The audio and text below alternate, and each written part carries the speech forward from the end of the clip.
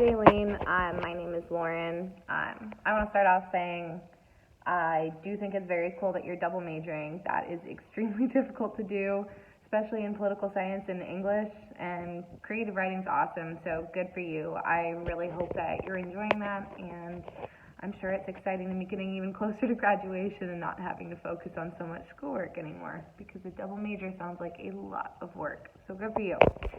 I wanted to start off by talking about one of the first things that you said. You talked about how you think that public opinion should be a factor in regards to what the military should and shouldn't be doing. I'm going to very strongly disagree with that, just based on the understanding that a lot of people have in the military. I mean, even myself, I have no military background.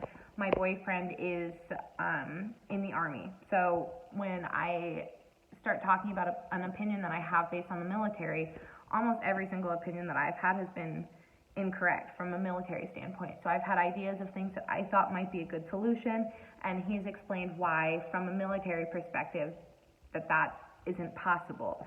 So I think unless you have some kind of military training or you have some kind of background in it, I don't really think that you are the kind of person who should be able to say, like, yep, I think we should be doing that, let's take a vote, or you shouldn't be doing that. Like, I don't think that we should have a vote in the same way that we do the presidential election in regards to what our military should and shouldn't be doing, because we have absolutely no background or experience in it. I think maybe that public opinion could be a factor if you do have that experience or you do have that background. Unless you don't have that, I don't really think that the public should be involved in what the military is doing to protect them. So another thing that you had brought up was that the U.S. has no vital stakes in the Middle East.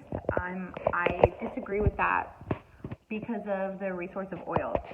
Oil is one of the most prominent resources that we have with the Middle East. It's one of the most important reasons that I think that we are over there.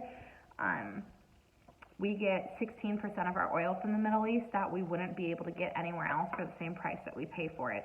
So considering we have such a significant portion of oil still resting in the Middle East, I do think that we still need to be protecting that oil and protecting what we believe to be ours, or what we are going to be buying from them. I think one thing that you didn't really talk about at all was human rights. I think that a large part of why the soldiers are over there are protecting not just the United States from being attacked from another terrorist attack, but also preventing the civilians who are over there who don't have an active military or who don't have a strong military that's over there protecting them. So I think that our military is acting as a substitute for the lack of theirs, and is protecting innocent people who have absolutely nothing to do with these militant groups and yet are still being affected by them. Something that you had talked a lot about was domestic terrorism and comparing that to international terrorism. I think that the mass shootings, and I think you also brought up San Bernardino, those were both absolutely horrible. San Bernardino, if I remember correctly, was an attempted bombing that killed a large amount of people. And then, of course, mass shootings are something that's happening pretty frequently. Both of those are absolutely terrible. I think that you're right that we should be focusing on those, but I don't see how we can't focus on those along with focusing on international terrorism as well.